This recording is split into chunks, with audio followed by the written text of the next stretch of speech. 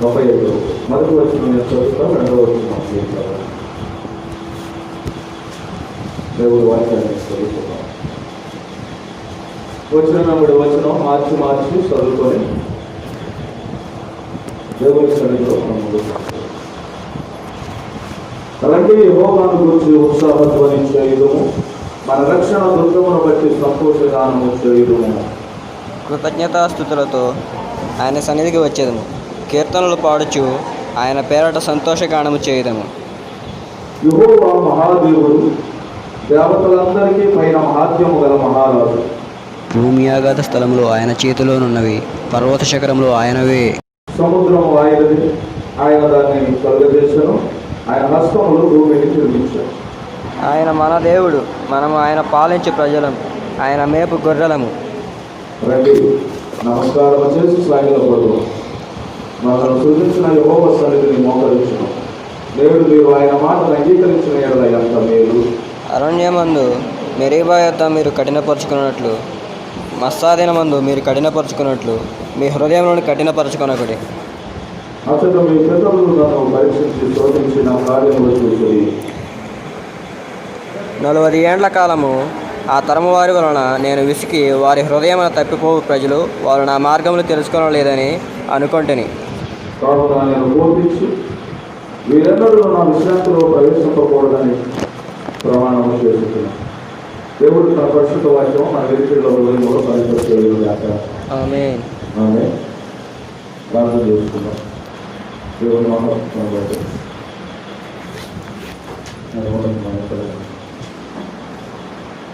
దేవుడు మనకి సమయాన్ని సన్నిధిలో చేస్తాం.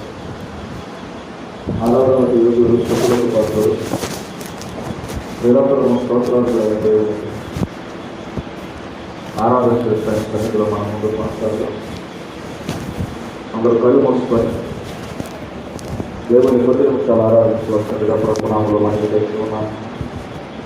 తండ్రిని చూసుకోవచ్చాను ఆయన మహోన్నతుడాన్ని కొందనాలు ఆశ్చర్యకరుడు, ఆలోచన కర్తానికి నిత్యుడకు తండ్రి తీసుకోవచ్చు, సమాధానమును సరిపట్టించుకోవచ్చు. మా ప్రార్థన ఆలోచించుకోవాలి. సర్వ శరీరులకు దేవుడు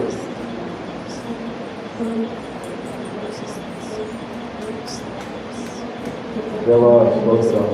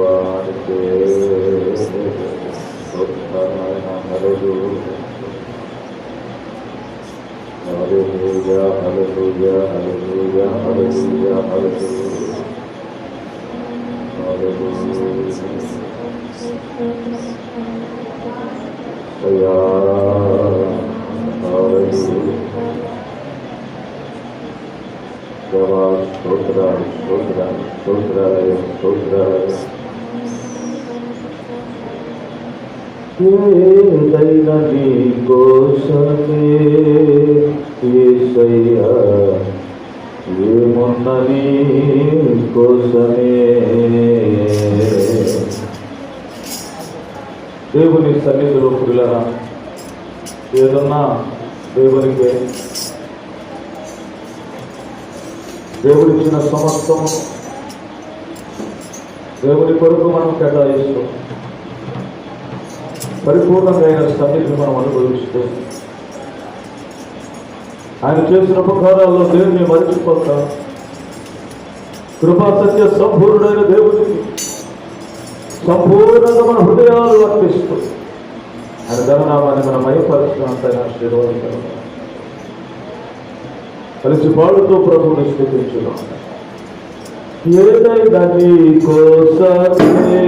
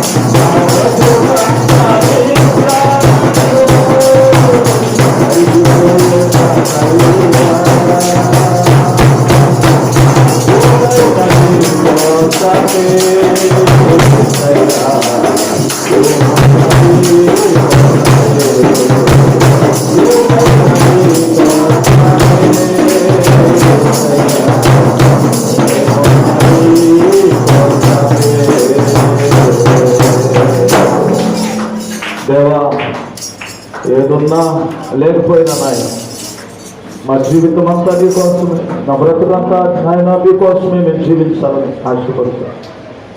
తండ్రి వైద్య ఆశ కలిగిన ప్రాణాన్ని తృప్తిపరిచే దేవుడు ఈరోజు మీరు మాకు అనుగ్రహించినందుకు కొరకు కృతజ్ఞతలు, స్తుతులు, స్తోత్రాలు చెల్లిస్తాం. నీ సన్నిధిలో ఉండే గొప్ప భాగ్యం, నీ సన్నిధి అనుభవించే గొప్ప భాగ్యం దేవా మీరు మాకు అనుగ్రహించారు. స్వామి నీకు స్తోత్రాలు. క్షేమములు మాతో ఉంచుతున్నందుకు కొరకు నీ కొన్నాం, మమ్మల్ని బలపరిచినందుకు వందనాలు. ఈ సమయం అందించినందుకు కొరకు నీ స్తోత్రాలు. ఈ సమయంలో మమ్మలను ఉత్తేజపరిచినందుకు కొరకు స్తోత్రాలు. తండ్రి నీకు వందనాలు. గుడి వచ్చిన బిడ్డలందరూ దీవించి బలపరి, వాక్యంలో స్థిరపరి, వాక్యంలో ఎదుగుటకు సహాయం, వాక్యానుసారంగా జీవించే మనసు నీ బిడ్డలకు మీరు దయచేసి కృప చూపి బలపరిచి దీవించి ఆశ్రయిస్తాయి.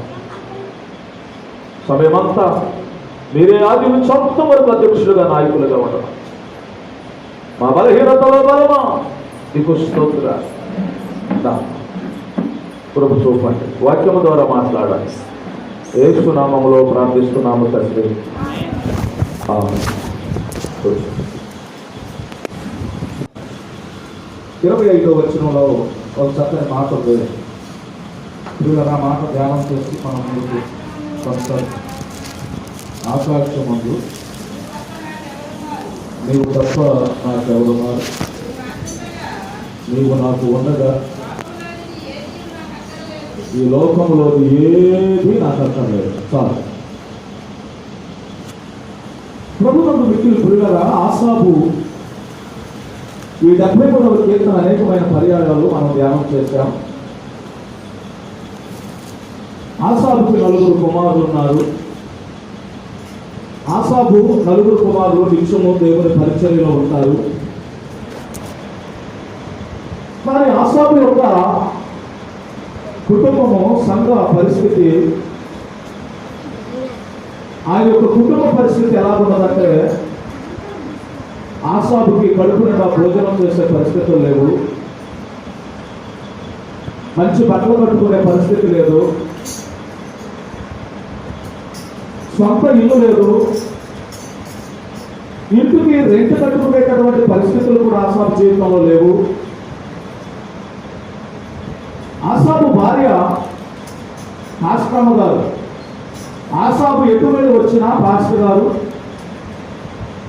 అసలు బియ్యం తీసుకొస్తాడేమో, వండి పెడదాం పిల్లలకి కడుపు నిండా భోజనం అని ఎదురు చూసేటటువంటి పరిస్థితి ఆసాబు భార్య.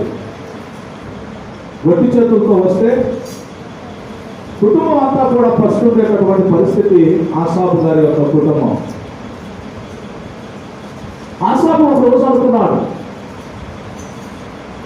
లోకస్తులు బాగా సంతోషంగా ఉన్నారు, వాళ్ళు 3 పూట్ల సమృద్ధిగా భోజనం చేస్తున్నారు, వారు మంచి ఇళ్ళు కట్టుకున్నారు, వారు మంచి బట్టలు కట్టుకుంటున్నారు, వారు మంచిగా వాహనాలు సంపాదించుకున్నారు, సమృద్ధిగా వారైతే భోజనం చేస్తున్నారు, ఎంత సేవ చేస్తున్నాం, కష్టపడుతున్నాం, మా పరిస్థితి ఎందుకు ఇలా ఉంది, కాబట్టి ఇక నుంచి నేను దేవుని సేవ చేయను, మందిరంలో ఆరాధన చేయను, పాట పాడను, స్తుతించను, ప్రార్థన చేయడం అని అతడు దేవుని సన్నిధిలో పిల్లరా అతడు ఎలాగ ఉన్నాడు అంటే చూడండి ఆ మాట 73వ కీర్తనలో ఆ మాటను నేను చూపిస్తాను. చూడండి 22వ వచనం. నేను తెలివి లేని పశుప్రాయులనైతిని, నీ సన్నిధిని మృగము వంటి వాడనైతే. ఎలా అయ్యాడట? ఎందుకు అయ్యాడు పిల్లలు ఆలోచన చేయండి.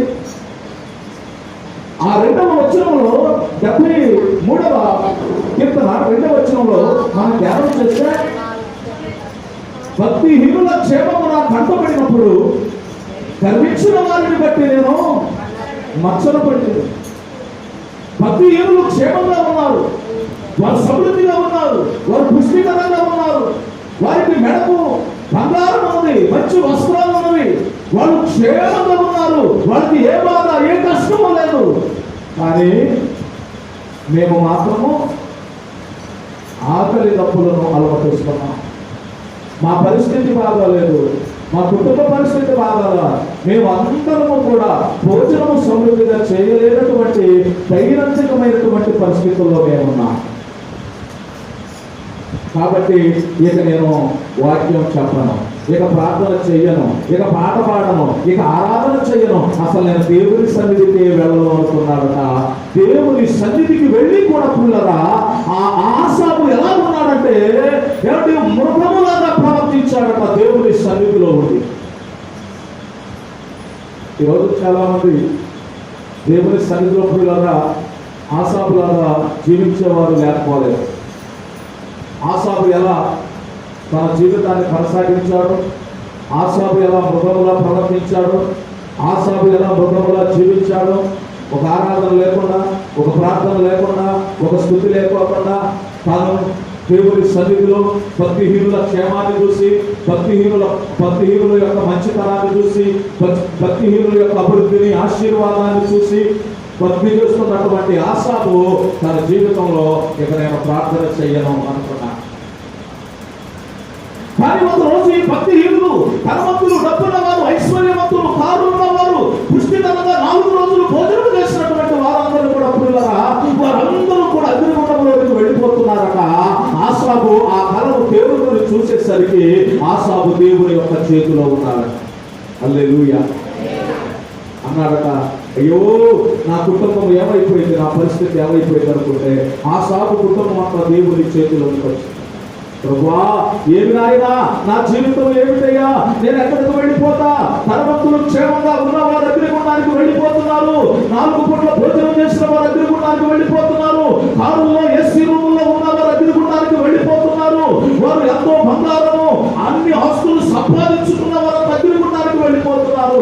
నేను నిన్ను స్తుతించను అని చెప్పి నేను మౌనంగా ఉండిపోయా. అయ్యా నా పరిస్థితి ఏమిటి?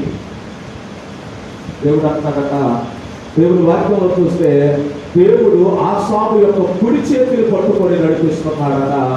కారు జారే స్థలంలో ఉన్నటువంటి ఆసాపును దేవుడు రక్షించాడు అనే 73వ కీర్తనలో రాయబడుతూ ఉన్నది. నిజమే, దేవుడు మనల్ని రక్షించేవాడు, మనల్ని కాపాడేవాడు, మనల్ని కనికరించేవాడు కూడా. దేవుడు మనల్ని పోషించేటటువంటి దేవుడు అయినా భయంకరమైన పరిస్థితుల నుంచి దేవుడు మనల్ని తప్పించడానికి సామర్థ్యత కలిగిన దేవుడు. దేవునికి స్తోత్రం చెప్పండి గట్టిగా. ప్రభునందు పిల్లరా. కాబట్టి ఈరోజు దేవుడి యొక్క వాక్యాన్ని నేర్చుకుంటున్నటువంటి మనము జాగ్రత్తగా దేవుడి యొక్క మాటలను మనం నేర్చుకొని ప్రభు సన్నిధిలో పిల్లరా దేవుడిచ్చే ఆత్మీయమైన ఆహారాన్ని కడుపు నిండా తిరిగి వెళ్ళడానికి మనం ప్రయత్నం చేద్దాం. గత వారంలో నేను మీకు దేవుడి యొక్క వాక్యాన్ని చెప్పాను. పిల్లరా చూడండి, ప్రసంగి గ్రంథం 10వ అధ్యాయం 1వ వచనం. దేవుడి యొక్క వాక్యంలో మనం చదివితే ముఖావారి తైలములో చచ్చిన ఈయన పడుట ద్వారా అది చెడు వాసన వచ్చును కదా అనే మాటను మనం ధ్యానం చేశాం. చెప్పండి ఆ మాట అందరూ.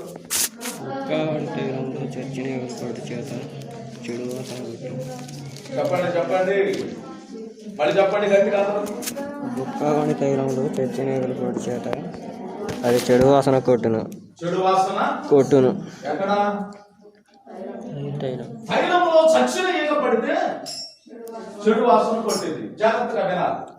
నేను మీకు మన దీని గురించి చాలా చక్కని వివరణ ఇచ్చాను.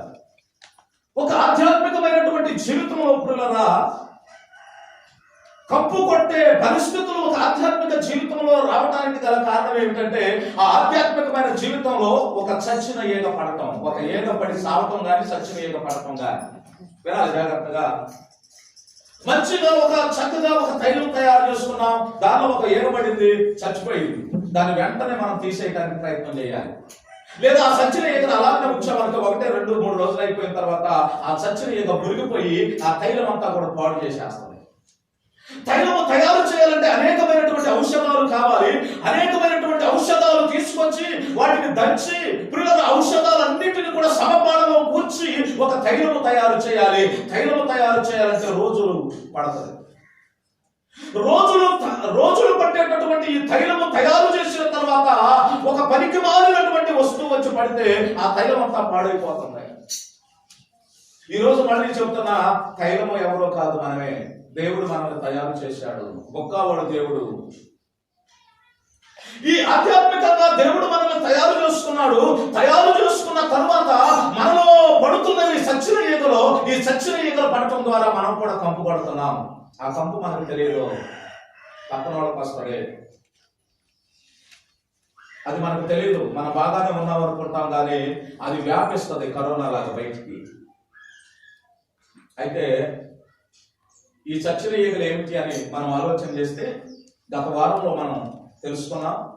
మొట్టమొదటిగా చచ్చిన ఈగల గురించి మనం తెలుసుకుంటూ నేను మీకు నేర్పించిన పాఠం ఏమిటంటే అన్య స్త్రీలు విగ్రహారాధన. ఒకటి చచ్చిన ఈగ. ఎవరు చెప్పండి? అన్య స్త్రీలు, అన్య పురుషులు విగ్రహారాధన. ఇది ఒక చచ్చిన ఈగ, ఒక ఆధ్యాత్మికమైన జీవితం పతనం అవ్వడానికి. ఇది జ్ఞాని అయిన సొలొమోను రాజు జీవితంలో పడ్డది చచ్చిన ఈగ. బ్రతుకంతా బాగానే ఉంది, కానీ చివరి క్షణంలో ఆ చచ్చిన ఈగలు వచ్చి ఆయన జీవితంలో పడ్డాయి. జీవితం పాడైపోయింది, పతనం అయిపోయింది. రెండవ చచ్చిన ఈగ ఏమిటంటే ధనం. ధనం ధనం రెండవ చచ్చిన ఈగ ధనం. మోషే అనుకున్నాడు, ఐగుప్తు ధనం కంటే క్రీస్తు విషయమైన ఎంతో గొప్పది అనుకున్నాడు. ధనవంతులు అంతకు మీరు ఆతృత పడవద్దు. ధనవంతుల మీదకు ఉగ్రత వస్తుంది, ఉగ్రత వస్తుంది. భూమి మీద మీ కొరకు ధనాన్ని సంపాదించుకోవద్దు, పరలోక సంబంధమైన డబ్బులు సంపాదించుకోండి. నీ ధనం ఎక్కడ ఉంటుందో నీ హృదయం అక్కడ ఉంటుంది, నీ మనసు అక్కడ ఉంటుంది. కాబట్టి ధనం అనేది ఒక చచ్చిన ఈగ. మూడవది మనం చెప్పుకున్నాం పిల్లరా, తిండి. అదొక చచ్చిన ఈగ. ఏంటంట? తిండి. కొంతమందికి నేను అన్నట్టుగా ముక్క లేకపోతే ముద్ద లేదు, నీసు లేకుండా అన్నం తినలేరు చాలా మంది. అది ఉంటేనే అన్నం తింటారని. కానీ అపోస్తుడైన పౌలు అంటాడు, నాకు పచ్చడితో తినే అనుభవాలు ఉన్నాయి అంటాడు అపోస్తుడైన పౌలు.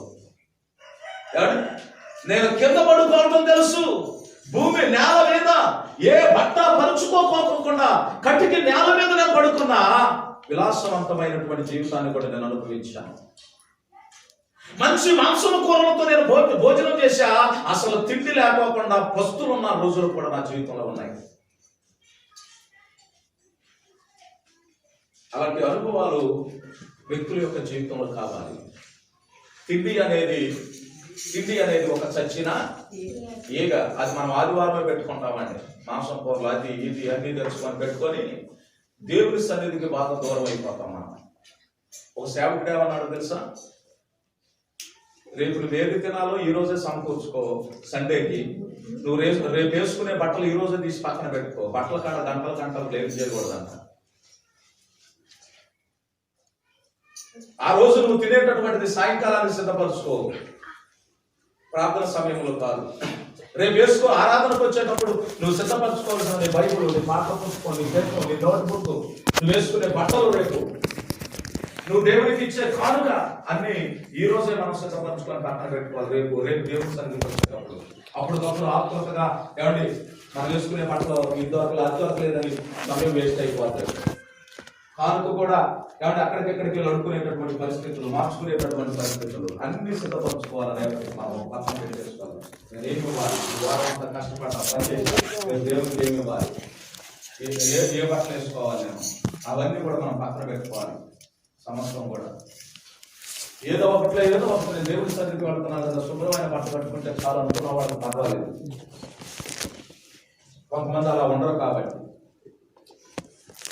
ఒకటి అన్య స్త్రీలు విగ్రహారాధన, 2 ధనము, 3 తిండి, 4వది గర్వం. 4వది ఏంటి? గర్వం.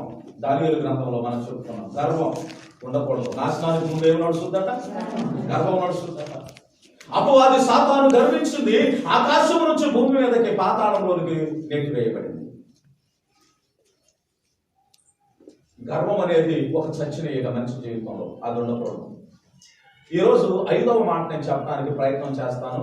జాగ్రత్తగా మీరు 5వ మాట మీరు వినాలి. న్యాయాధిపతుల గ్రంథం 16వ అధ్యాయము 4వ వచనం. అందరూ చదవాలి, యవనస్తులు అందరూ వాక్యాన్ని. న్యాయాధిపతుల గ్రంథం 16వ అధ్యాయం 4వ వచనం. పిమ్మట అతడు షోరేబు లోయలోనున్న దెలీలాను స్త్రీని మోహింపగా ఫిలిష్తీయులు సర్దారులు ఆమె యొద్దకు వచ్చి ఆమెతో, నీవు అతనిని లాలన చేసి అతని గొప్ప బలము దేనిలో ఉన్నదో మేమెలాగూ అతనిని తరమవచ్చును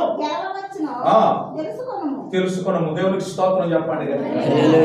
ఇప్పుడు మీరు జాగ్రత్తగా దేవుని వాక్యాన్ని వింటున్నారు, వినాలి జాగ్రత్తగా. దేవుని మాటలు ఇవి విలువైనటువంటి మాటలు కాబట్టి. 5వది, ఒక వ్యక్తి యొక్క ఆధ్యాత్మిక జీవితంలో చచ్చిన ఈగ ఏమిటంటే మోహం. అనండి, మోహం. మోహం, మోహపు చూపు, లేకపోతే మోహపు చూపు, మోహం. ఇది పిల్లరా ఎక్కువగా ఈ మోహము అనేటటువంటిది ఎక్కడ ఎప్పుడు ఏర్పడింది అంటే యవనస్తుల్లో ఎక్కువగా ఏర్పడింది. యవన స్త్రీలు కానీ యవన పురుషులు కానీ వారిలో ఈ మోహము అనేటటువంటిది ఎక్కువగా ఉన్నది.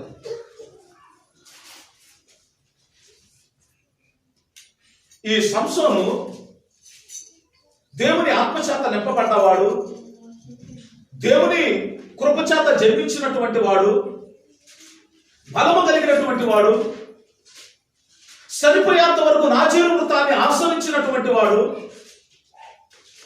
దేవుని యందు భయభక్తులు కలిగినటువంటి తల్లిదండ్రుల యొక్క పెంపకంలో పెంచబడినటువంటి వాడు, దేవుని వాగ్దానము చేత పుట్టినటువంటి వాడు. జాగ్రత్తగా వినాలి. గొప్ప బలవంతుడైనటువంటి ఈ సంసోను పిల్లరా ఒకరోజు తిమ్నాతు అనేటటువంటి ప్రాంతానికి వెళ్ళి ఆ తిమ్నాతు ప్రాంతంలో ఒక అమ్మాయిని చూసి ఇంటికి వచ్చి తల్లిదండ్రులతో చెప్పాడు, అమ్మా ఇదిగో తిమ్నాతులో ఒక అమ్మాయిని చూశాను, ఆమె వచ్చి నాకు పెళ్లి చేయాలి. నీకు బుద్ధి ఉందా?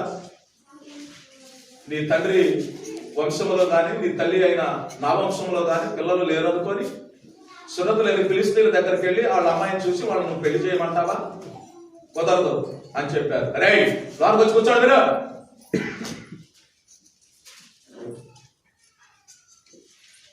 లోపలికి రండి, లేకపోతే వెళ్ళిపడి. అక్కడక్కడ తిరిగితే మాత్రం ఊరుకోని నేను చెప్తున్నా.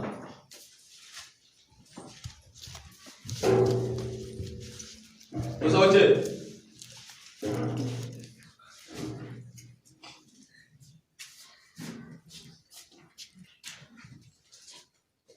కుదురు కూర్చోవాలి, ఎవరు మాట్లాడదు. ఇంక లేవద్దు మీరు, కొద్దిసేపు ఏముంటాం మనం. ఈ తిమ్నాతు ప్రాంతానికి వెళ్ళి ఒక అమ్మాయిని చూసి ప్రియులారా ఆ అమ్మాయిని చేయమంటే కుదరదురా బాబు అన్నారు. ఆ నుంచి సోరేకర్ అనేటటువంటి లోయలోకి వెళ్ళాడు. అక్కడ దెలీలా అనే అమ్మాయిని చూసి మోహించాడు. దెలీలా అనే అమ్మాయిని చూసి మోహించాడు. జాగ్రత్తగా వినాలి. సంసోనుకి ఎన్నో మంచి మంచి గుడ్ క్వాలిటీస్ ఉన్నాయి. చాలా మంచివాడు పిల్లలు. సంసోను ఎంత ప్రార్థనాపరుడో, సంసోను ఎంత పరిశుద్ధుడో, సంసోను ఎంత భక్తిలో పెంచబడ్డాడో, సంసోను ఎంత దేవుని చేత ఎన్నుకోబడ్డాడో, ఏర్పాటు చేయబడ్డాడో. కానీ సంసోను ఒక అమ్మాయిని చూసి ఆమెను మోహించాడు. సంసోనేనా అని అంటే సంసోనే కాదండి. సంసోన్ లాంటి యవనస్తులు భూమి మీద ఎంతో మంది ఉన్నారు. మరి యవనస్తులే ఉన్నారంటే యవనస్తురాళ్ళు కూడా ఉన్నారు భూమి మీద చాలా మంది. మనం కూడా చూస్తూనే ఉన్నాం. ప్రియులరా కంటితో చూసింది మనసు ఏం చేస్తుంది అని అంటే కోరుకుంటది. శరీరం ఏమనుకుంటుంది అంటే పాపం చేయడానికి ఇష్టపడుతుంది. కంటికి మన శరీరానికి చాలా అవినాభావ సంబంధం, దగ్గర సంబంధం ఉందండి. కన్ను చూసిందల్లా శరీరం కావాలి అనుకుంటది, కంటికి అందమైందల్లా శరీరం కావాలనుకుంటది, కంటికి నచ్చిందల్లా శరీరము అనుభవించాలనుకుంటది. దాన్నే వ్యామోహం అంటారు, మోహం అంటారు. మరి ఈ మోహం నుంచి, వ్యామోహం నుంచి ఒక యవనస్తుడు, ఒక యవనస్తురాలు ఎలా బయటికి రావాలి? చాలా మార్గాలు ఉన్నాయి. పరిశుద్ధ బైబిల్ గ్రంథంలో మత్తయి సువార్త 5వ అధ్యాయము 27వ వచనాన్ని ఒకసారి మనం చదువుదాం. మత్తయి సువార్త 5వ అధ్యాయం 27వ వచనం. వ్యభిచారము చేయవద్దని చెప్పబడిన మాట మీరు విన్నారు కదా, నేను మీతో చెప్పినది ఏమనగా, ఒక స్త్రీని మోహపు చూపుతో చూచు ప్రతివాడు అప్పుడే తన హృదయంలో ఆయనతో వ్యభిచారము చేసిన వాడు ఆయనతో వ్యభిచారము చేసినది. మోహపు చూపు ప్రియులారా, ఒక స్త్రీ ఒక పురుషుడిని, ఒక పురుషుడు ఒక స్త్రీని వ్యామోహపు చూపు చూడటం ద్వారా వెంటనే తనకు తాను, తన హృదయంలో వెంటనే తాను పాపము చేసిన వాడు అవుతున్నాడట, వ్యభిచారం చేసిన వాడు అవుతున్నాడట. అందుకే దేవుడు నాకు ఒక సలహా ఇస్తున్నాడు. మత్తయి సువార్త 6వ అధ్యాయం 25వ వచనంలో, మత్తయి సువార్త 6వ అధ్యాయం 22వ వచనంలో, అమ్మా ఏమనగా 6వ అధ్యాయం 22వ వచనం, దేహమునకు దీపము కన్నే గనుక దేహమునకు దీపము కన్నే నీ కన్ను తేటగా ఉండిన యెడల నీ కన్ను తేటగా ఉండిన నీ దేహమంతయు వెలుగుమయమై ఉండును. నీ దేహమంతయు వెలుగుమయమై ఉండును. ప్రైజ్ ది లార్డ్, హల్లెలూయా. నీ దేహమునకు దీపము కన్నే, నీ దేహమునకు దీపము కన్ను కనుక నీ నీ కన్ను చక్కగా ఉంటే, నీ కన్ను పరిశుద్ధంగా ఉంటే నీ దేహమంతా పరిశుద్ధంగా ఉంటుందట, వెలుగుమయమై ఉంటుందట. నీ కన్ను చెడిపోతే నీ దేహమంతా కూడా చెడిపోద్దట.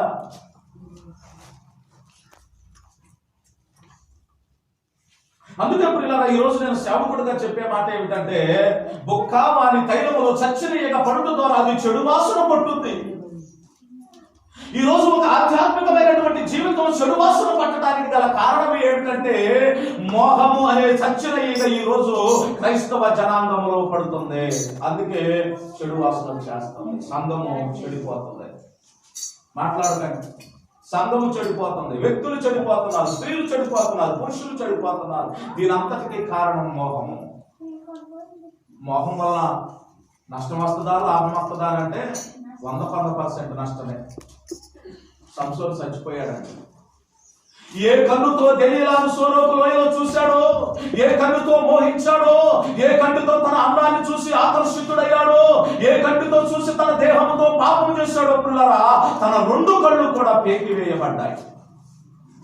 గుడ్డివాడైపోయాడు, గానుగిసులతో ఉన్నాడు. ఆఖరికి ఒక అన్య దేవత దాగోను గుడిలో పడి చచ్చిపోయాడు. కారణం ఏమిటో తెలుసా? పాపం వలన వచ్చు జీతం మరణం, మరణం, మరణం. దేని ద్వారా పాపం చేశాడు? కన్ను. నీ కన్ను మంచిదైతే నీ దేహం అంతా మంచిదే, నీ కన్ను చెడ్డదైతే నీ దేహం అంతా చెడ్డదే. కాబట్టి నీ కన్నులను పిల్లరా నువ్వు కడుక్కోవాలి. ఈ కన్నులను పరిశుద్ధంగా ఉంచుకోవడానికి నువ్వు జాగ్రత్త పడాలి. పరిశుద్ధ బైబిల్ గ్రంథంలో మరొక మాట చెప్తారు చూడండి. 2వ సమూయేలు గ్రంథము, దేవుని యొక్క వాక్య భాగాన్ని మనం పరిశీలన చేద్దాం. 2వ సమూయేలు గ్రంథము 11వ అధ్యాయము మొదటి 2 మాటలు మనం చదువుతాం. వసంతకాలమున రాజుల యుద్ధమునకు బయలుదేరు సమయమున దావీదు యోవాబును అతని వారిని ఇశ్రాయేలీయులందరినీ పంపగా వారు అమ్మోనీయులకు సంహరించి రబ్బా పట్టణము ముట్టడి వేసిరి. అయితే దావీదు యెరూషలేమునందు నిలిచెను. ఒకానొక దినమున ప్రొద్దుగుంకు వేళ దావీదు పడక మీద నుండి లేచి రాజనగరం మిద్దె మీద నడుచుచు పైనుండి చూచుచుండగా స్నానము చేయి ఒక స్త్రీ కనబడెను. ఆమె బహు సౌందర్యవతి అయి ఉండట చూచి దావీదు సౌందర్యవతి ఎప్పుడు చూశాడు? స్నానం చేస్తున్నప్పుడు చూశాడట. ఆయనకు సౌందర్యంగా కనబడిందంట.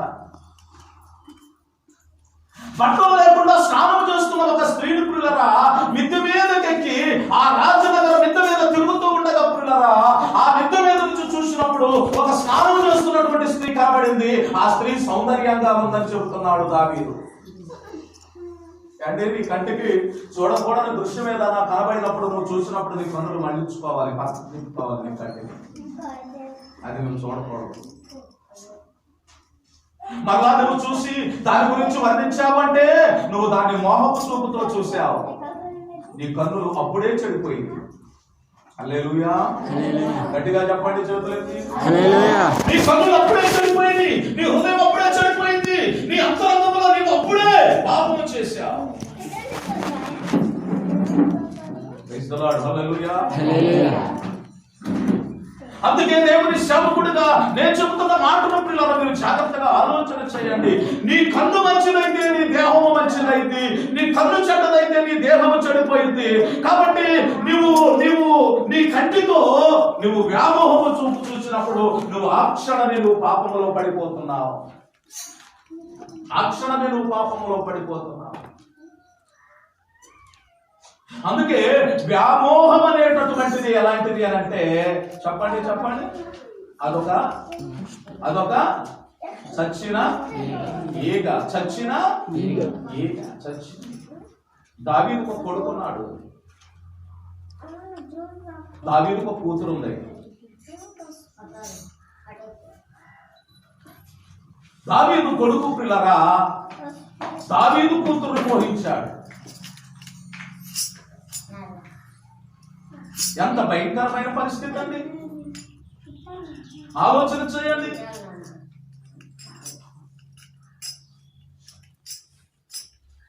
భయంకరమైన పాపములో పడిపోయారు ప్రియులారా. అమ్నోను అనేటటువంటి వాడు తన సొంత సహోదరుని మోహించాడు. తనతో పాపం చేయాలని అన్నం మానేసేశాడు, నీళ్లు తాగడం మానేసేశాడు, మంచానికి అంకితం అయిపోయాడు. ఒక కపట సహోదరుడు ఉన్నాడు, స్నేహితుడు ఒకడు ఉన్నాడు. వాడు ఆయన దగ్గరకు వచ్చాడు. ఏంట్రా చిక్కిపోయావు, మంచంలో ఉండిపోయావు, అన్నం తింటలా, నీళ్లు తాగట్లా, ఏమైందిరా నీకు? అరే నా సహోదరు తామారు, మా అన్నయ్య చెల్లి అబ్షాలోము చెల్లి తామారు, ఆమె అంటే నాకు ఇష్టం రా, ఆమె నాకు కావాలి. వీడేం చెప్పాలి? ఎలా నీకు బుద్ధుందా? నీ ఆలోచన మంచిదేనా? నీ తలంపులు మంచివేనా? నీ చూపు మంచిదేనా? ఎలా నువ్వు మోహించాల్సింది నీ సొంత సహోదరుడా? అది తప్పు కదా అని చెప్పవలసినటువంటి ఈ యొక్క స్నేహితుడు తను ప్రోత్సాహపరుస్తున్నాడు. ఏం కాదురా, నువ్వు నటించు, మనసులో ఉన్నట్టు నటించు, మీ సహోదరుని దగ్గరకు వస్తుంది, అప్పుడు నువ్వు తనను బలవంతంగా పాడు చేయొచ్చు. సలహా ఇస్తున్నాడండి. ప్రియ దేవుని సంగమం, ఆలోచన చేయండి. ఈ రోజు ప్రియులరా, యవ్వన కాలంలో యవ్వన స్త్రీలు, యవ్వన పురుషులు ప్రియులరా, యవ్వనస్తురాళ్ళైతే యవ్వన పురుషులను మోహిస్తున్నారు, యవ్వన పురుషులైతే యవ్వన స్త్రీలను మోహిస్తూ ఉన్నారు. యవ్వన కాలంలో మోహము ఎక్కువైపోతుంది. అంటే ఇది ఒకటే సచ్చినయ్యగా యవ్వనస్తుల్లో చాలా సచ్చినయ్యలు ఉన్నాయండి. సచ్చినయ్యలు చాలా ఉన్నాయి. ఇప్పుడు సెల్ ఫోన్ వచ్చేసింది కదా యవనస్తులకి. అండ్ ఈ సెల్ ఫోన్ లో అనేకమైనటువంటి తప్పుడు మెసేజ్లు పంపించుకోవడం అదొక సచ్చనీయగే. పబ్జీలని ఇంకేదో గేమ్లు వచ్చేసినాయి, అయ్యి సచ్చనీయగలే యవనస్తుల్లో. యవ్వన కాలంలో ఈ సచ్చిన ఈగలు నీ జీవితంలో నుంచి నువ్వు తీసేసుకోకపోతే, ఈ సచ్చిన ఈగలు నీలో ఉండటం వల్ల ప్రియులారా, ఆ యొక్క తైలము ఎలా చెడిపోయి కంపు కొడుతుందో నీ జీవితం కూడా చెడిపోయి కంపు కొడుతుంది. కొంతకాలానికి ఆ తైలం పనిచేయదు. పనిచేస్తుందా? ఎగ్జాంపుల్ చెప్తున్నాను కానీ, నాలో ఒక బ్యాక్టీరియా నా లోపలికి వెళ్ళింది, ఒక చెడ్డ బ్యాక్టీరియా నా లోపలికి వెళ్ళింది. అది నా శరీరాన్ని పాడు చేస్తుంది. ఆ బ్యాక్టీరియా వల్ల నాకు జ్వరం వచ్చింది, ఆ బ్యాక్టీరియా వల్ల నాకు తలనొప్పి వచ్చింది, ఆ బ్యాక్టీరియా వల్ల నాకు కడుపు నొప్పి వచ్చేస్తుంది. వెంటనే నేను ఏం చేస్తానండి? చెప్పరే, అట్టాగే ఉంచుకుంటానా?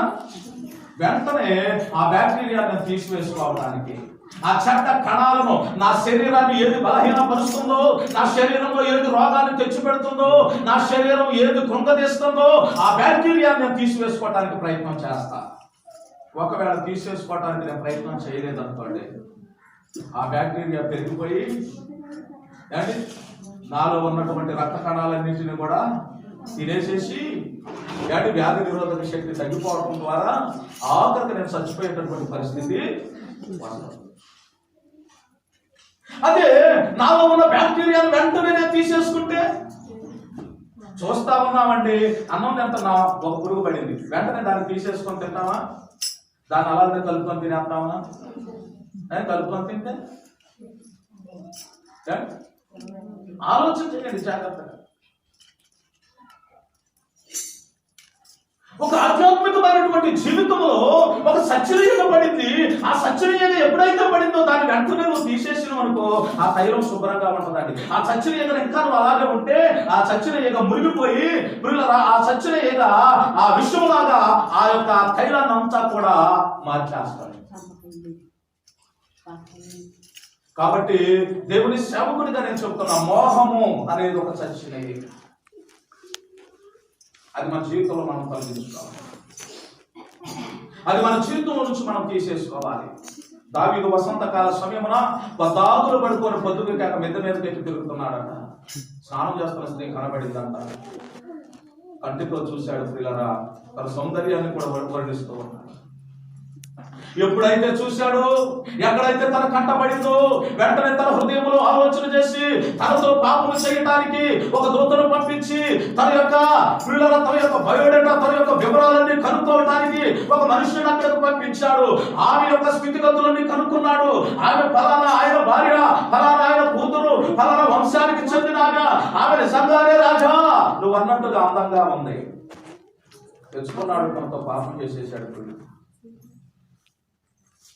పాపం చేస్తే దేవుడు ఊరుకుంటాడా? పాపం వల్ల వచ్చి చేద్దాం మరణం. సంసోనుకు వచ్చిందా మరణం? మరి దావీదుకి రావాలా వద్దా? మరణం రావాలి సంసోనుకి. ఇప్పుడు సంసోనుకి మరణం రావాలి. ప్రియులారా, యుద్ధం జరుగుతుంది. యుద్ధంలో ఉరియా వెళ్ళిపోయాడు. ఉరియా యుద్ధంలో ఉన్నాడు. ఏమీ తెలియదు అనుకున్నాడు. ప్రియులారా, కొంతకాలానికి పాపము పరిపక్వమై గర్భము ధరించింది. పాపము పరిపక్వమై గర్భమును ధరించగా ఆ గర్భం ఏం చేస్తుందట? మరణాన్ని కంటదంట. ఇప్పుడు ఆ బచ్చవ గర్భము ధరించింది. ప్రియులారా, గర్భము ధరించి నెలలు నిండిన తర్వాత ఆమెకు ఒక బిడ్డ పుట్టింది. కొడుకు పుట్టాడు. కొడుకు ఎన్ని రోజులు బతికాడు అంటే చాలా తక్కువ రోజులు, 7 నుంచి 9 రోజులు బతికాడు. కారణం పాపం, పాపం, పాపం.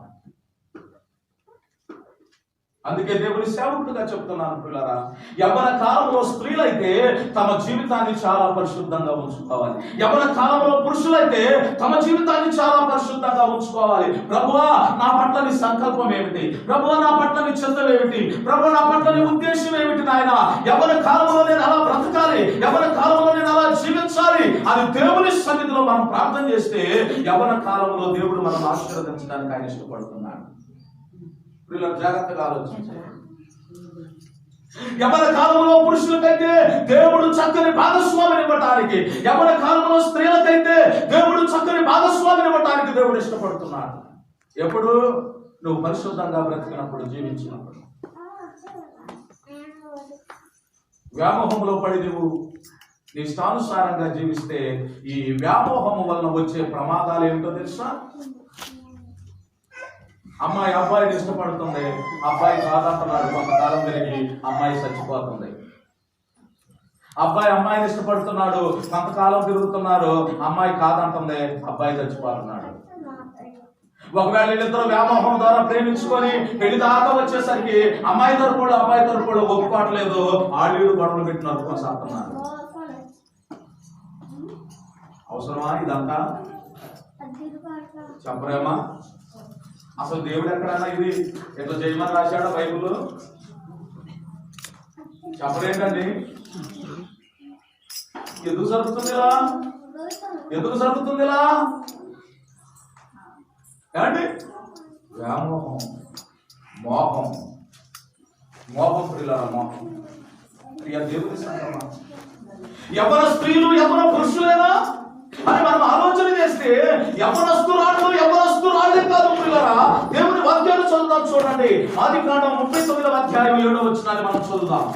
ఆదికాండం 39వ అధ్యాయం 7వ వచనం. అటు తర్వాత అతని యజమానుని భార్య యేషోబు మీద కన్ను వేసి నాతో పాపము చేయమని. చూడండి ప్రియులారా, యవనస్తురాళ్ళకి యవనస్తులకు పట్టిన జబ్బే అనుకుంటే ఆ పెళ్ళైన ఈ పనికి మాలిన దాన్ని కూడా జబ్బు పట్టింది.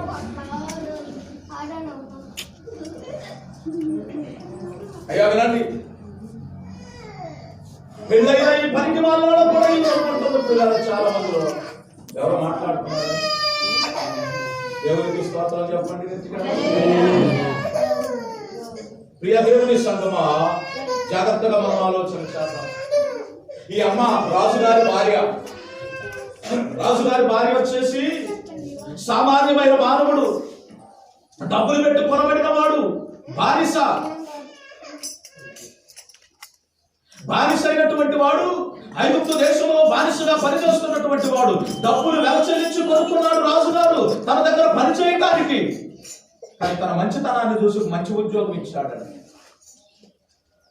ఈ రాజుగారి భార్య వచ్చేసి ఒకరోజు ఎవ్వరు లేని సమయంలో ఆయన అంటున్నట్ట, నీవు నాతో పాపం చేయి అంటున్నాడు. నీవు నాతో పాపము చేయి, నీకేది కావాలంటే అది ఇస్తా, నేను రాడిని, నేను ఏదైనా చేయగలను, నా దగ్గర డబ్బు ఉంది, బంగారం ఉంది, అందం ఉంది, అన్నీ ఉన్నాయి, ఎంజాయ్ చేద్దాం అందం. అప్పుడు యేషోబు ఒప్పుకోలేదా? ఎందుకు ఒప్పుకోవాలా?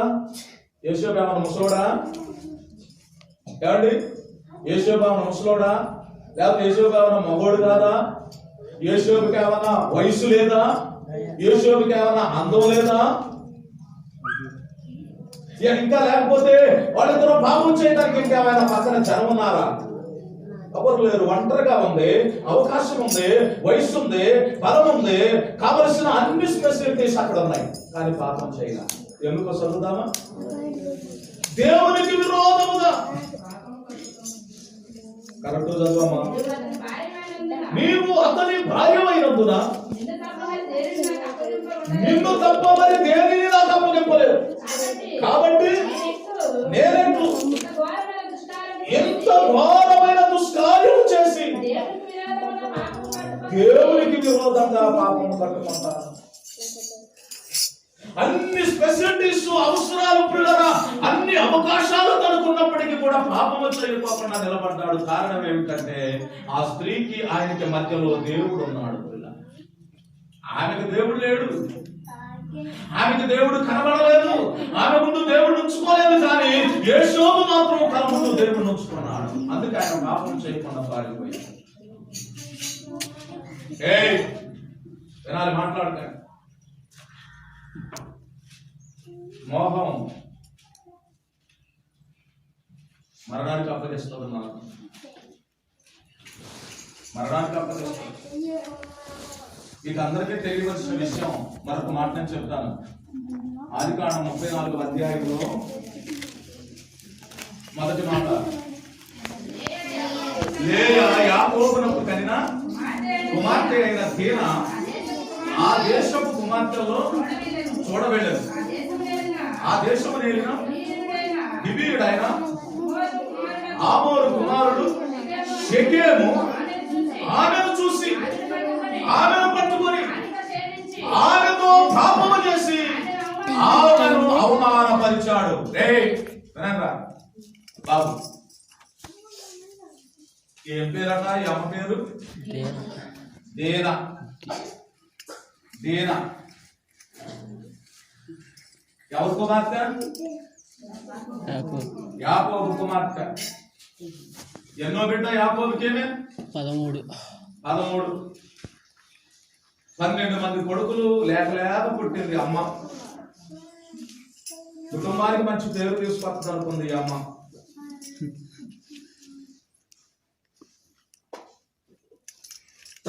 పిల్లలు ఎంత ప్రేమగా చూస్తారనండి, తల్లిదండ్రులు తప్పేం లేదు. బిడ్డకు మంచి సెల్ ఫోన్ కావాలా, కొనిచ్చేసేస్తాం. మంచి బట్టలు కావాలా, కొనిచ్చేస్తాం. బండి కావాలా, డిగ్రీకి వచ్చాక కొనిచ్చేసేస్తాం. మంచిదే ఏమో. వాటితో పాటు భక్తులు కూడా కాస్త పంచు. వాటితో పాటు మనం ఏం పంచాలి? పిల్లలకి ఏమి ఇవ్వాలి? భక్తి, ప్రార్థనా జీవితం, పరిశుద్ధత కూడా ఇవ్వాలి. వాడికి బండి కావాలంటే బండి ఇచ్చి, రోజు డబ్బులు కావాలంటే డబ్బులు ఇచ్చి, సెల్ ఫోన్ కావాలంటే సెల్ ఫోన్ ఇచ్చి, సెల్ ఫోన్ లో బ్యాలెన్స్ కావాలంటే బ్యాలెన్స్ చేయించి, వాడికి మంచి బట్టలు కావాలి, పుట్టినరోజు చేయాలి, అది చేయాలి, ఇది చేయాలి, ఈ అమ్మాయికి కావాల్సినవి ఇవ్వాలి, ఇవి మంచిది. అని వాడు ఎట్లా ఉంటున్నారు, వాళ్ళ భక్తి ఎట్లా ఉంటుంది, వాళ్ళ జీవితం ఎట్లా ఉంటుంది, వాళ్ళ బ్రతుకు ఎట్లా ఉంటుంది, నువ్వు పరిశీలన చేస్తున్నావా? యవ్వన కాలంలో నీ కుమార్తెలు ఎట్లా ఉంటున్నారు, నీ కుమారులు ఎట్లా ఉంటున్నారు, నువ్వు పరిశీలన చేస్తున్నావా? ఆలోచన చెప్పి ఒకసారి. 12 మంది తర్వాత పుట్టిందని దీనాన్ని తల్లిదండ్రులు ఎంతో గారాబంగా పెంచారండి. మనకు లాగానే సెల్ ఫోన్ కొనిచ్చేసి, ల్యాప్టాప్ కొనిచ్చేసి, మంచి స్కూటీ కొనిచ్చేసి, మంచి బట్టలు పొడుగైనా పొట్టయినా గట్టయినా కావలసినవన్నీ కొనిచ్చేసి పంపించేశారు. ఎక్కడికి పోతావమ్మా అని అడగలా, ఏ ఊరమ్మా అని అడగలా, ఎవరు వెళ్తున్నారమ్మా అని అడగలా. పిక్నిక్ అంటే పిక్నిక్ కి, సినిమా అంటే సినిమాకి, ఫంక్షన్ అంటే ఫంక్షన్, పార్టీ అంటే పార్టీ, దేనంటే అది వదిలేసేశారు గాలికి. మనలో లేకపోలే అలాంటి వాడు, మనలో లేకపోలేదు, గ్రామంలో లేకపోలా, సంఘంలో లేకపోలేదు అలాంటి వాడు. కొరియద్దని చెప్పనండి, పిల్లలకు కావాల్సింది ఇవ్వాలి, పిల్లలకు మంచి భవిష్యత్తుని ఇవ్వాలి తల్లిదండ్రులుగా మనం. వాడు చదువు రాకపోయినా, వాడు చదువు అప్పకపోయినా, వాడు చదువుకోను అన్నా, వాడు ఒక మంచి భక్తిపరుడుగా తయారు చేయాలి కానీ పనికి మాలినోడిగా తయారు చేయకూడదు, పనికి మాలిన దానిగా తయారు చేయకూడదు. చదువు అప్పల వదిలేదు కానీ వాడు బుద్ధి మంచిగా ఉండాలి, వాడు గుణం మంచిగా ఉండాలి. తల్లిదండ్రులకు కళాకో మచ్చ తెచ్చేవాళ్ళకు ఉండకూడదు ఆ పిల్లవాడు. రే ఎందుకు రావాలి కూర్చో, మంచి కూర్చో. పిల్లలు వినండి జాగ్రత్తగా, ఈ మాట నేను చెప్పి నేను ముగిస్తాను. దేవుని వాక్య ఈ దీనాన్ని అడగలేదండి. 11 మంది కొడుకుల తర్వాత పుట్టింది కదా అని ఆ అమ్మకు కావలసినవన్నీ రంగులు మొత్తం కొనిచ్చేసేసారు. ఆడిందే ఆట, పాడిందే పాట. వెళ్ళిపోయి పాపం చేసి ఇంటికి తిరిగి వచ్చి వాళ్ళ అన్నల దగ్గరికి వెళ్ళినప్పుడు, అయ్య దగ్గరికి వెళ్ళాల, అన్న దగ్గరకు వచ్చి అన్నయ్యలా ఇదిగో జరిగిందిరా బాబా నా సంగతే. అన్న ఏమైందమ్మా అంటే, ఇదిగో ఫలానా ఊరు పోతే వాడు నన్ను పాడు చేశాడు, పాడైపోయా, అంతనం అయిపోయా, పరిశుద్ధత పాడైపోయింది అని చెప్పింది వాళ్ళ అన్నయ్యకి. వెంటనే సిమియోను లేవి అనేవాడు, వాడు సామాన్యులు కాదు. వాళ్ళిద్దరు గండ్ర పట్టలు తీసుకొని ఎక్కడికి వెళ్ళారు? ఏ ఊరు వెళ్ళారమ్మా? ఏ దేశం రాజుది? హిబ్బీడైనటువంటి హామాను అనబడిన వాడి దగ్గరికి వెళ్ళి ఆ ప్రాంతంలో ఉన్నటువంటి వారి ప్రజలందరూ కూడా ఉరికిచ్చి నరికారట. స్తోత్రం చెప్పండి. నరికారట. దేని వల్ల నరుకోవటం? గొడవలు, యుద్ధాలు, మోహించుండు, పాపం చేసి. పిల్లలు, యవనస్తురాళ్ళు, మీరందరూ నేర్చుకోవాల్సిన విషయం ఏంటి? మా అమ్మ నాన్న మాకు ఏది కావాలంటే అది ఇస్తున్నారు, మా ఇష్టం వచ్చినట్టు మేము బ్రతకొచ్చు అనుకుంటే ఆ నష్టం, ఆ శాపం, ఆ దరిద్రం మీకే. ఇక మీ అంత భ్రష్టులు, పనికిమాలినోళ్ళు, సిగ్గులేనోళ్ళు ఇక భూమి మీద ఎవరు ఉండరన్నమాట. తల్లిదండ్రులైనటువంటి వారు పిల్లలను నమ్మి, అమ్మా ఇదిగో కాన్ఫిడెన్స్ లో పాఠాలు చెప్తున్నారు అని చెప్పి మీరు మీ అమ్మ నాన్న అడిగితే మీకు ఫోన్లు కొనిస్తున్నారు, మంచి ఫోన్. ఎందుకు? మీరు దాంట్లో పాఠాలు వింటారు అని, క్లాసులు వింటారని. పబ్జీలు ఆడి లేనిపోని సినిమాలు షికార్లు దృశ్యాలు చూసి ఏమంటే మీ బ్రతుకును చెడగొట్టుకోవటానికి వాళ్ళు కొనిపెట్టలేదు. ఇప్పుడు నీ తల్లిదండ్రులకు మంచి పేరు తీసుకొస్తావో చెడ్డ పేరు తీసుకొస్తావో అది మీ చేతుల్లోనే ఉంది. పిల్లలుగా యవనస్తులుగా ఒకవేళ చెడ్డ పేరు తీసుకొచ్చే చచ్చిన ఈగ మీ జీవితంలో ఏదైనా ఉంటే దాన్ని వెంటనే తీసేసుకోండి. అయ్యా ఇగో చచ్చిన ఈగ లాంటి బ్రతుకునాది, మా అమ్మ నాన్న మా మేలు కోరి కష్టపడి రక్తాన్ని పెట్టుబడిగా పెట్టి చెమటను పెట్టుబడిగా పెట్టి సంపాదించి ప్రతి పిల్లలమైన మా భవిష్యత్తు మీద పెడుతుంటే మా అమ్మ నాన్నలు తీసుకొచ్చి పెడుతున్న పెట్టుబడిని మేము దుర్వినియోగం చేస్తున్నాం. కాబట్టి మమ్మల్ని క్షమించు అయ్యా అని ప్రభు సన్నిధిలో మీరు పశ్చాత్తాపడి మారు మనసు పొంది మీరు మంచిగా బ్రతికితే అది మీకు క్షేమం, మీ తల్లిదండ్రులకు గౌరవం, మర్యాద. తల్లిదండ్రులారా, గుడ్డిగా నమ్మొద్దు పిల్లల్ని. అప్పు చేసి ఏది పడితే అది ఇచ్చేయొద్దు. అన్ని ఇచ్చి నా పిల్లోడు భవిష్యత్తు అంతా పాడైపోయిందయ్యా అని నువ్వు తలగొట్టుకొని ఏడవడం కంటే నీ పిల్లల మీద ఒక కన్నేసి ఉంచడం నీకు అంతైనా మంచిది. చాలా విషయాలు జరిగినాయి కాబట్టి, జరుగుతున్నాయి కాబట్టి, నేను చూస్తున్నా వింటున్నా కాబట్టి ఈ సంగతి నేను మీకు తెలియజేస్తున్నా.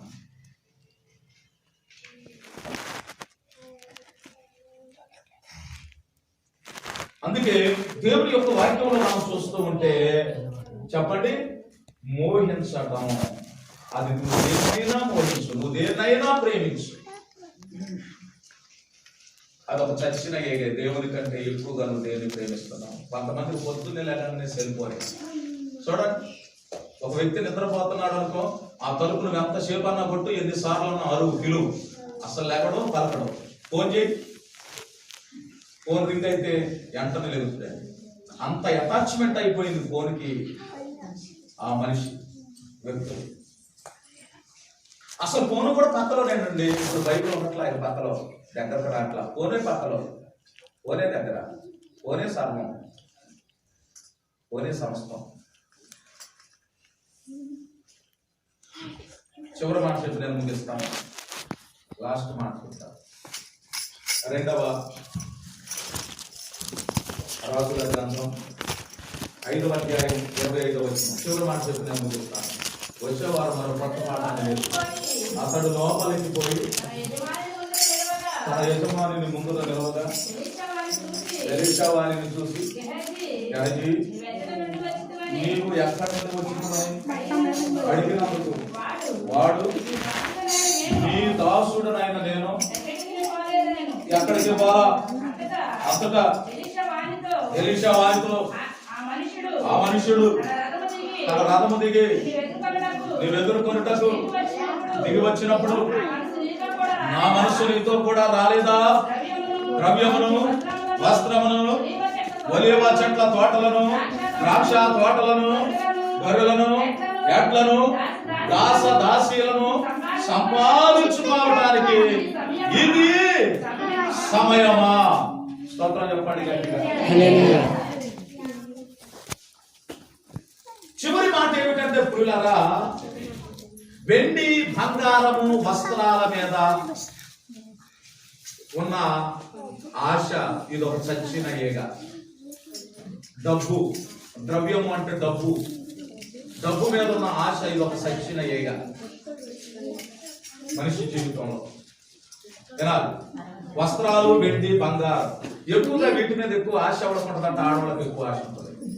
మంచి మంచి చీరలు, బట్టలు కావాలి, వెండి కావాలి, పట్టీలు, బంగారం కావాలి. ఈ ఎక్కువ ఆశ ఎవరుకుంటుందంటే ఆడవాళ్ళకు ఉంటుంది.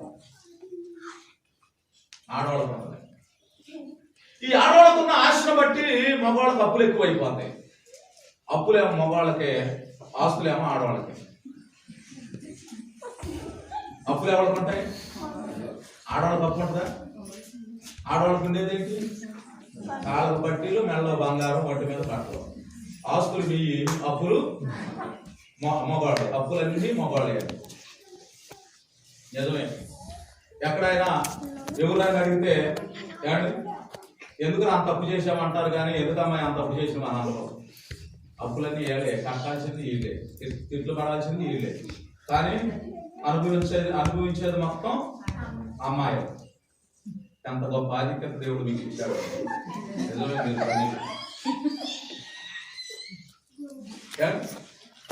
కనీసం ఏముండదు మా దగ్గర, కానీ మీకు ముట్టుకైనా ఉండాలి. ఎంత దేవుడు నాకు దీవించాడు. దేవుని స్తోత్రం చెప్పండి. దీవించిన గట్టిగా చెప్పండి.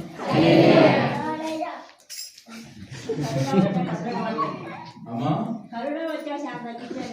బంగారం రేటు పెరిగింది. కరోనా ఎంత పెరిగిందో బంగారం రేటు అంత పెరిగిపోయింది. కొనలేమా? ఒకవేళ రేటు తగ్గితే కుదురుగా అప్పుడు మగవాళ్ళకు మీరు హల్లెలూయా వినండి. చివరి మాట జాగ్రత్తగా వినాలి. అయ్యా పిల్లలు వినండి, మీరు కేక్ పెట్టి పంపిస్తాను. ఎవరైనా చర్చికి కేకులు తినే ఏమైనా తీసుకొస్తే కనబడిన సంచులో వేసుకొని రావాలి. ఈ రోడ్డు మీద కనబడ్డాయి అనుకో, ఏగులు వచ్చినట్టు దీని వెనకే వస్తాను. వాక్యం ఉండదు ఇక. అయ్యా అందుకే తీసుకొచ్చేటప్పుడు సంచులో వేసుకొని నలుగురు తీసుకురావాలి. ఇక చూసి ఎప్పుడు కనబడి అందరూ కనబడుతున్నారు. హల్లెలూయా. చివరి మాట చెప్తున్నాను, ముగిస్తున్నా వినండి. ఇది ఒక చర్చన ఏంటంటే మనిషి జీవితంలో గెహజీ ఒక నమ్మకమైనటువంటి శిష్యుడిగా తర్బీదు అవ్వాల్సినటువంటి వ్యక్తి. ఎలీషా దగ్గర అమ్మ సంఘంలో విశ్వాసులు ఆదివారం దేవుని సన్నిధిలో చక్కని వాక్యమిని బలపరచబడవలసినటువంటి వారమై ఉన్నాం.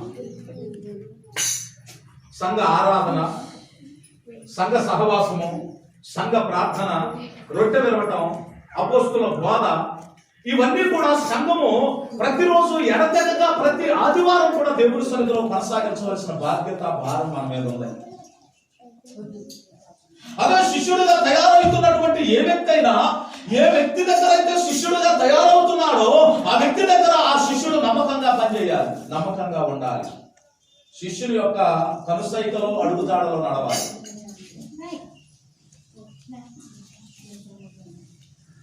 ఎలీషా ఏలియా దగ్గర అలాగే నేర్చుకున్నాడు. సావైనా బ్రతుకైనా నిన్ను వదిలిపెట్టనయ్యా, నీతోనే ఉంటానని. ఏలియా చచ్చిపోయేంత వరకు ఎలీషా ఏలియాని వెంబడించాడండి. అది నిజమైన శిష్యత్వం, నిజమైన శిష్యుడికి ఉండవలసిన లక్షణం అది. సంఘానికి కూడా లక్షణం ఉండాలి. రే సంఘానికి కూడా అలాంటి లక్షణం ఉండాలి. అమ్మా ఎలాంటి లక్షణం ఉండాలి సంఘానికి? ఆదివారం ఖచ్చితంగానే మందిరంలోనే ఉండాలి, సమయానికి ఉండాలి.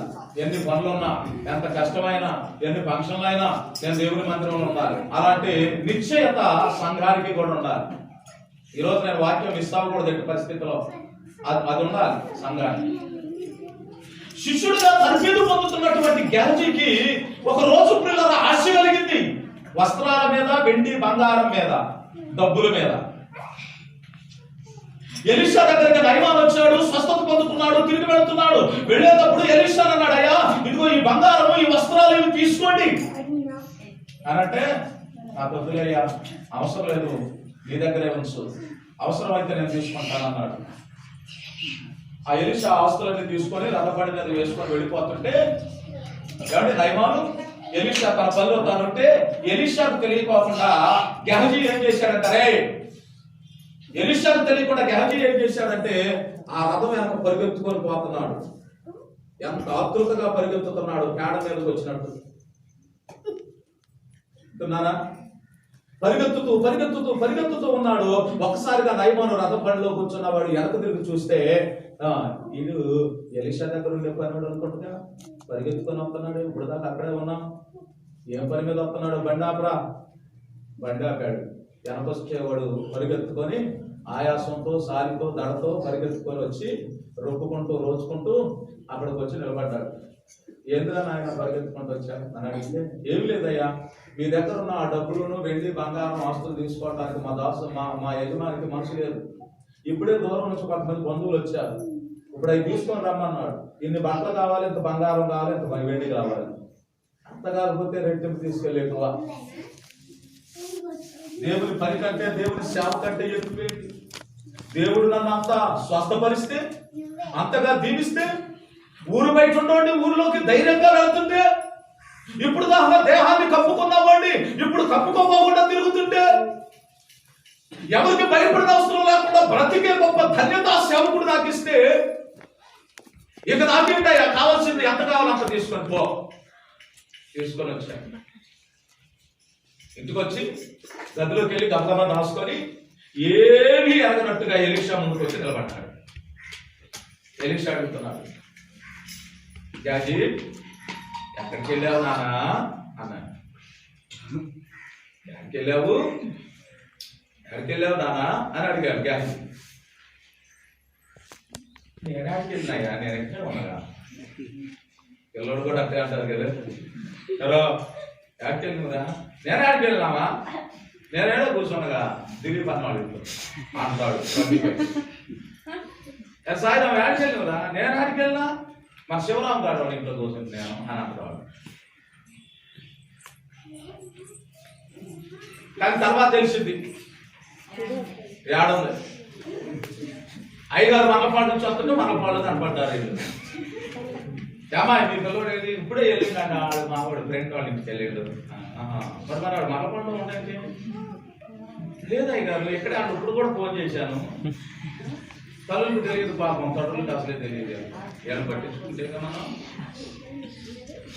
కానీ ఇప్పుడు గ్యారేజీ కూడా అట్లా అంటాడు, నేను ఆడికి పోలేదు అయ్యా, నేను ఇక్కడే ఉన్నా, నేను ఆడిపోయి అని అంటే, ఇదిగో నువ్వు రథం దగ్గరకు పరిగెత్తుకుని వెళ్ళి ఆ వెండి బంగారం వస్త్రాలు తీసుకునేటప్పుడు వాళ్ళతో నువ్వు మాట్లాడేటప్పుడు నా మనస్సు నీతో కూడా లేదా ఏం చేయాలి, చచ్చిపోయినా ఏం చేయాలి అర్థం కాక నసుకుతుండవు, మాట తడబడుతుంది, నచ్చొస్తుంది, చెప్పడానికి అవకాశం లేకుండా పోయింది, ఏం చేయాలో అర్థం కావట్లా. అప్పుడు అన్నాడు, గోరె పిచ్చోడ, నువ్వు నన్ను కాదురా మోసం చేసింది, నువ్వు దేవుడు మోసం చేస్తావు. వెండి బంగారం ఆస్తులు సంపాదించుకునే సమయం కాదు ఇది. దేవుని సేవకుడిగా నువ్వు తరబీదు పొందుతున్నావు. ఇప్పుడు నువ్వు దేవుని సేవకుడిగా తరబీదు పొందాలి, దేవుని వాక్యాన్ని నేర్చుకోవాలి, దేవుని సన్నిధిలో మెలకువలను నువ్వు నేర్చుకోవాలి. నువ్వు శిష్యుడిగా తయారవుతున్నప్పుడే నీకు ఆస్తి మీద ఆశ పెరిగితే నువ్వు సేవలా చేస్తావురా. నయమానికి వచ్చిన కుష్టు నీకు నీ సంతతికి సర్వకాలం ఎట్లా అంటుకొని ఉంటుంది, ఇక ఇడిచిపోదు. ఎప్పటిదాకంట ఏంటది మై ఏంటది కుష్టి రోగం. ఎప్పుడు దాకా అంటుకొని ఉంటుంది, ఎందుకు అంటుకుంది ఆయనకి, ఎందుకు అంటుకుందమ్మా చెప్పరే. వెండి బంగారాల మీద ఆశ అనే సత్యలేఖ తన జీవితంలో పడింది, అబద్ధం అనే సత్యలేఖ తన జీవితంలో పడింది. అబద్ధం అనే సత్యలేఖ, వెండి బంగారాలు ఆస్తులు అనే సత్యలేఖ తన జీవితంలో పడటం ద్వారా తనకి తన సంతతి వారికి సర్వకాలం అంటుకొని ఉండేటటువంటి రోగం వచ్చేసింది. హల్లెలూయా. అందుకే దేవుని సేవకుడిగా చెప్తున్నా, అమ్మా ఉన్నావా, ఎవరైనా అబాధికులు ఇక్కడ ఉన్నారా, అబాధికులు ఉన్నాం, ఎందుకు లేదు, ఉంటాం మనం, అబాధికులు ఉంటాం, దొంగలు ఉన్నాం, అబాధికులు ఉన్నాం, దొంగలు ఉన్నాం. అంటే కూర్చోండి వినాలి, అబాధికులు ఉన్నాం, దొంగలు కూడా ఉన్నాం. ఏది తీసుకొచ్చుకొని దొంగతనాలు లోన్ రాసేసుకుంటాం, ఏమి వెనక ఎల్లిపాయలాగా వచ్చిన నాకేమి.